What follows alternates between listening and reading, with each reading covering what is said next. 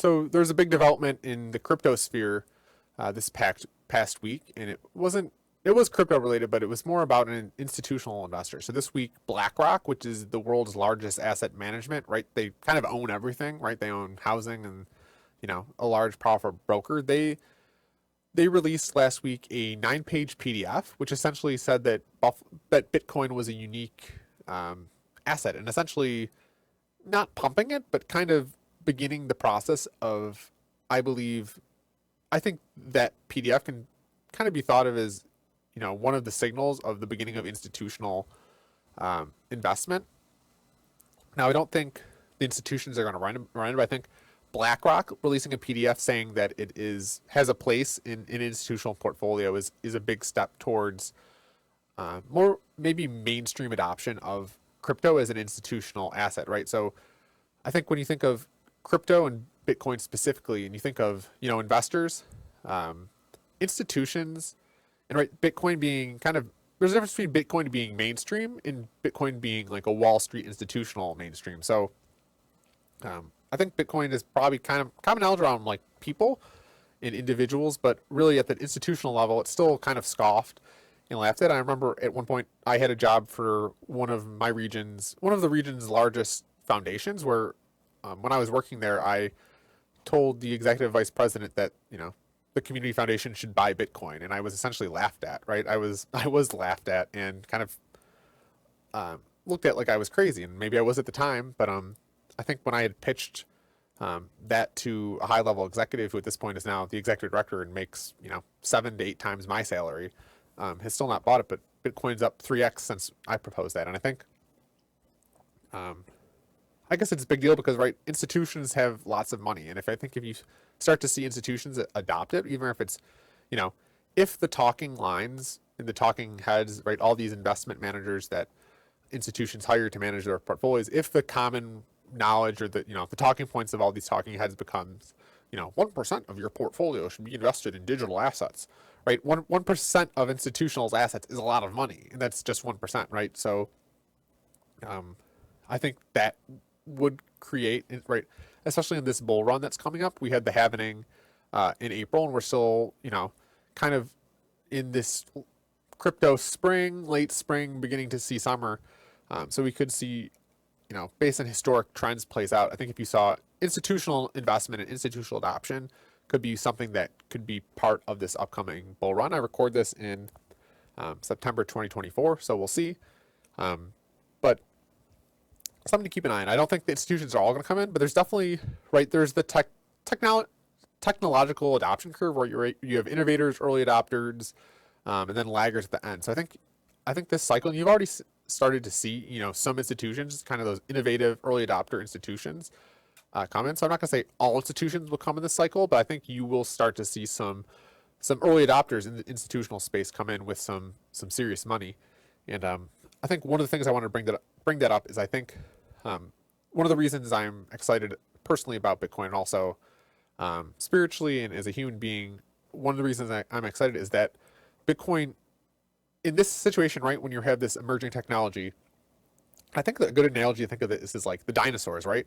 So at one point, the folklore of the dinosaurs, we all know the story, right? Dinosaurs were these massive, large, scary, ferocious, raptors. Not all of them were scary. I think some of them weren't so scary, but they were large, they were huge, and they were massive. And I think if you were a primate or a primordial human at that time and you were in a tree and you just looked around and you'd be like, how will these dinosaurs will rule the earth forever? Look at them. They're 1,000 times my size. They can eat me in a little. I have no chance at them, right? And that was the way of the world. And it was kind of unimaginable to any, intelligent life at that time that life would be any different, that, dinosaurs would rule the earth forever. And there's no way that they were so large, so big, so powerful, right? And then an event occurred, right? So our understanding now is that there was, a meteor that hit the earth and changed the actual climate, the actual atmosphere, and that single event, right, that comet, that meteor, which then changed everything, actually at that point kind of flipped the dynamic of what was once a strength. So being big, being large, being strong was an advantage till the comet hit, and then at that point, it killed all of the vegetation, which means that that became scarce. So then, if you're this massive, I don't know, stegosaurus or massive dinosaur that needs to eat 20 trees a day to keep going, I don't know how much they eat, but tons of trees. If all of a sudden now there's less trees out, your strength, your size, your mass is what was once an advantage because nothing could take you out is now a huge disadvantage because you don't actually have capacity. So I think again, right? And then the primates were small little creatures, feeble creatures that, well, I can survive on a couple bananas a day and stick it out. So I think you kind of saw this inversion of where once, being small and being nimble was a disadvantage because you were so small you couldn't take out the dinosaurs. An event occurred and then that became an advantage. I think coming back to the analogy of crypto, I think, the invention of Bitcoin, of blockchain, can be thought of as almost that meteor moment of, the world was the way it was, and then this event happened, and then it was changed forever. And one of the reasons I want to talk about institutional investment is I think this is a moment, this is a technology where actually being small, being little is your advantage, right? I think as normal people, as working people, small creatures relative to Goldman Sachs, to BlackRock, to Bank of America, to these large institutions, we are small individuals, but that also means, right, we're these large institutions, and I've worked for institutions, so I kind of seen how they operate, right? They have a culture, they have, boards of directors, they have staff. You can't just have, it takes a while for them to adapt. You can't just adopt Bitcoin. Whereas if you are a little person, if you're just a working person that sees your paycheck being eroded every paycheck, all you need to do is change your mind, right? One person changing their mind is much easier than getting 30 board of directors, a whole investment board that are, in this culture where they're doing well because the current model situates them, getting them to change their minds and then all of a sudden adopt Bitcoin is like this long, tedious process that's just not going to happen because they're the dinosaurs, right? They have all the advantages. What do you mean we should, the hardest thing is like admitting you're wrong, right? It's so hard for humans to say either I was wrong or I didn't know or to change their mind.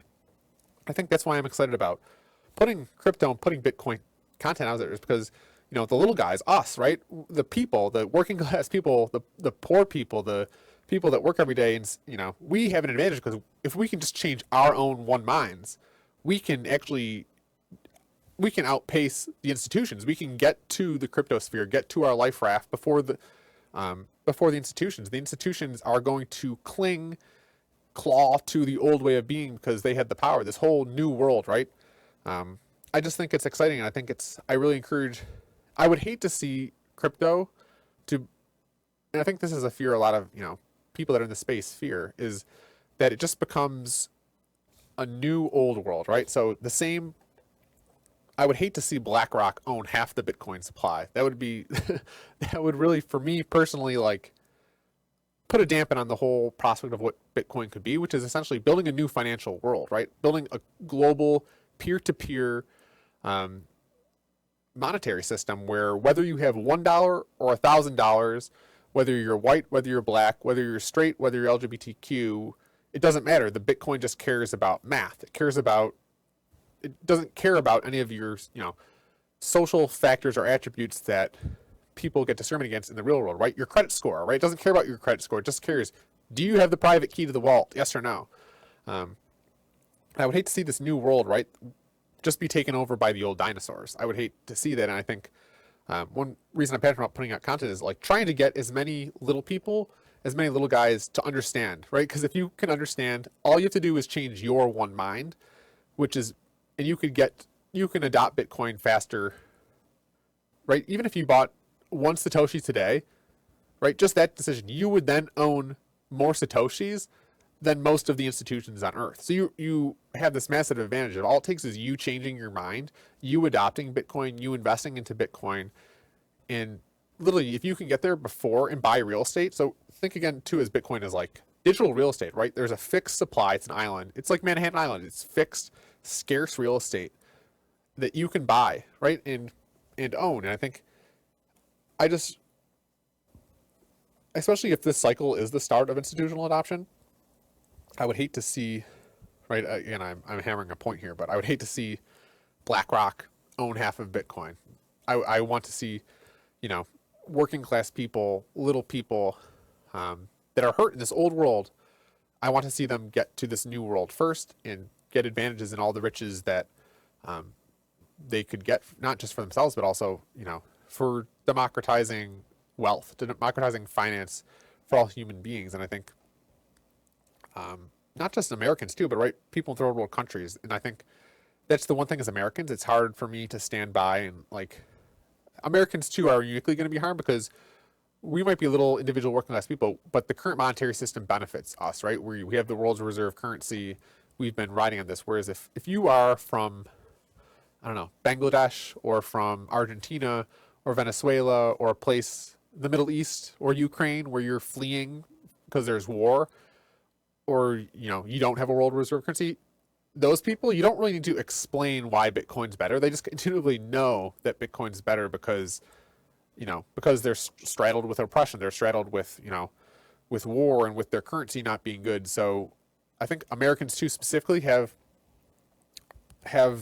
a unique challenge in their Bitcoin adoption curve of right. A lot of Americans don't even understand like why would I who cares about Bitcoin? I have PayPal, I have VIZ, I have MasterCard that works perfectly fine. And I would just hate to see, especially Americans too, as we kind of right. Part of the current moment in 2024 of what's happening is America is losing its world reserve currency status, which we've had since World War II, and there's lots of factors that play into that. But it is happening, right?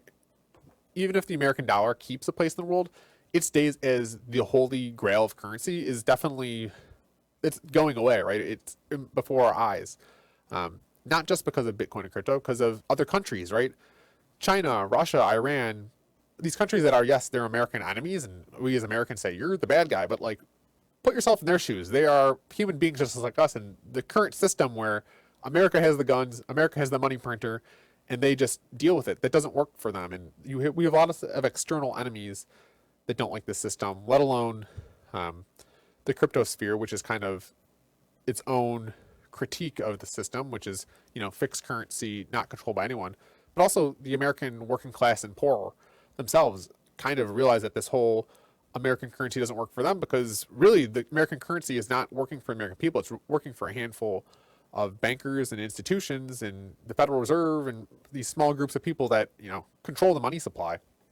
And that was another thing that happened this past week was that the Federal Reserve actually cut interest rates. So I think that happened the same day that Donald Trump, the president candidate, bought a burger with some Bitcoin at a bar in New York City, which are like these two moments in time that are interesting themselves because I saw a lot of mainstream critique of, Donald Trump buys burger with Bitcoin and it's haha, look how funny that is. It's ridiculous. And it is kind of ridiculous, right? Like Donald Trump buying a burger with Bitcoin, it's a ridiculous story inside, but like it's a joke, but at the same time, it's like also very serious. Like, oh my God, we just had a presidential candidate for the United States like use Bitcoin in a transaction. Like that's kind of a marker in crypto's history of like, oh my God, we are like moving towards adoption. But on the same day or the same week, what happened was the Federal Reserve lowered interest rates. They lowered interest rates half a percentage point or 50 basis points. So what's that mean when the Federal Reserve, right? The Federal Reserve is the group of people, right? The small group of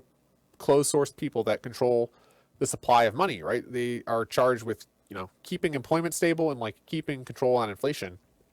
Essentially these Federal Reserve bankers got together, looked at some old spreadsheets and decided we're just going to cut interest rates, which for those that aren't as well versed in finance, I'm not an expert, but from my understanding is like the interest rate is literally the cost of borrowing money. So the reason that, personal loans and mortgage rates are through the roof is the Federal Reserve has, decided that interest rates will rise to make it harder to borrow money to kind of clamp inflation. So it's just kind of this interesting moment in time where, you have this emerging, right? And so the Federal Reserve, you a group of people that are, closed source, aren't explaining to anyone, are just kind of like making it up as they go, trying the best they can with the information they have to like control the supply of money. Whereas the Bitcoin in this new world is really just algorithm based, right? Our current halving dictates that, a little over 3 Bitcoins will be made every block. That will happen till the next halving. So it's kind of this contrast of closed source Federal Reserve. We change interest rates based on how we feel, based on some Excel sheets we have, versus the new world of saying, we know what the supply will be and what it will continue to be till 2140, till 21 million coins.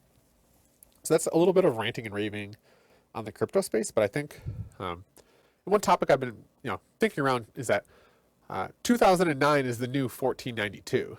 So what do I mean by that? So 1492, I don't know if any Zoomers grew up with this, but when I was, I'm a millennial. When I was growing up in school, we learned this. This was before Indigenous People Days. This was when Columbus Day was like a holiday, and it still is technically a holiday. But we would learn this, in addition to like having Thanksgiving, where we would dress up as Indians and pilgrims and have a meal, like which in retrospect is like, I can't believe that I was forced to participate in that as a kindergarten because it's just like very historically, I don't know, wouldn't fly in today's environment. But right, one of the rhymes we learned in school was, in 1492, Columbus sailed the ocean blue. And there's a whole other verses, but like that's the line I remember is 1492, Columbus sailed the ocean blue.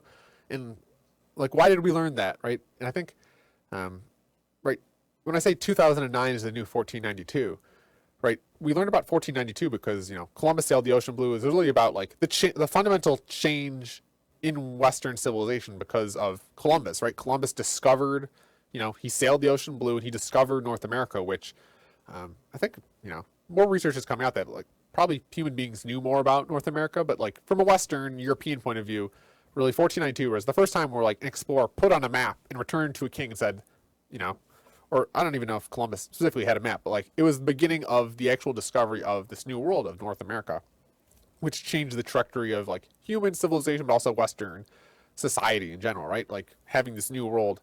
Obviously, I'm an American. I live in America today. Like my life was changed by that event. And I think, when I say 2009 is the new 1492, in 2009, Satoshi mined the first Bitcoin block in the sky. And right, I think we're so close to 2009 that it's hard for us to really see it. But I think it's the same as if you were in medieval Europe in 1495, right? Or let's say you were, it was, 1502. It was 10 years after the discovery of North America. I don't know if that information would have made its way back to the peasants and the ramifications. I'm sure if you had asked peasants in 1502 about Columbus and North America, they wouldn't have known. I think it's the same way with crypto. Like we've had this event, 2009, Satoshi mined the first Bitcoin block in the sky. And I think we're still so close, right? It's 2024, so we're just over 15 years since the actual mining of the first Bitcoin block. And I think some people are starting to see it, but I really think it's going to take humanity, it's going to take us a while to actually fully understand the ramifications of the discovery, which it is, right? It's the discovery of blockchain, which is really just the discovery of a solution to the Byzantine generals problem, which is a math equation, right? And the Byzantine generals problem is kind of, and I'm not a mathematician, but I'm going to explain the best from my understanding, is that essentially the Byzantine general problem is like, how do you get people to trust each other? And like, we've always been constrained through not having a solution to this problem of like, through communication, like we have to have these institutions because institutions, in order to have two parties trust each other, they have to have some sort of middleman that they both trust. Because if they can both trust someone in the middle, then like as long as that middle person is trustworthy and holds up their end of the deal, like it's good. Whereas like two people, the constraint we've had on society, economy, but also like in general is two people, they can trust each other, but like if two people trust each other, the only thing that it takes is one of those people breaking the trust. Now that you can't have a transaction, whereas kind of a middleman or a bank was made as kind of a workaround to this Byzantine generals problem. And Bitcoin, through its algorithm, it appears to have solved the Byzantine generals problem. And now we can have transactions where two parties don't need to trust someone in the middle, right? We've solved the math on the Byzantine generals problem, and we can have transactions now peer to peer, right? So like, what does that mean, right? If I can trust you and you can trust me, and we know that it's good because, we're trusting Bitcoin or we're trusting a blockchain, kind of removing that middleman, like removing whether it's a bank, whether it's an institution, anyone in the middle, like that has such ramifications for society that like we can only like fantasize about now. Like it's really unclear, right? If people can trust people peer to peer, right? Especially with the internet too, it really is like, I know we grew up thinking like world peace, like kumbaya. Like if someone said like, I'm working for world peace, you kind of laugh out because it's like such a ridiculous concept on its head. Like world peace, like they don't ever happen, but like, I think what we're seeing with the internet, what I would hope to see with the internet is like, and I think Bitcoin, right? It's not just, there's an evolution of consciousness to this part, but it's also, Bitcoin is right. If we have money, where like I can trust someone in Iran or I can trust someone in Ukraine, and we don't need our governments to represent us, and I can just, I have nothing personally against anyone in Ukraine, anyone in Russia, any individual, right? It's all our entities, these institutions or governments that represent us, that they have issues, and now because my government is mad at the Russian government, I have to go fight Russian people. Like I don't even know a Russian person, and they don't even know me. How could I fight an individual person? So I think the idea of like this internet with building a peer-to-peer civilization where peers can negotiate and trust people without having to like have a king or have some sort of institution or middleman, represent them or trust. It's like it's similar to like the printing press in a way of like you were fundamentally changing society in a way that we can't fully understand now. And I think it's just a matter of time. I think there's a philosopher that said like there's nothing like an idea whose time has come. And I think Bitcoin, it feels like, yeah, that maybe the time's come for, right, a global monetary currency that's not controlled by any one institution, country, anyone. It's just kind of a neutral thing. So those are some kind of rantings and ravings from a self-described cypherpunk, but I think, bringing it back full circle, one of the reasons I'm just excited about the space is when you think about a lot of the problems we have, whether it's, hyperinflation, whether it's, abuse of power, bailing out bankers, just think the crypto space, right? There's lots of scams too, lots of scams.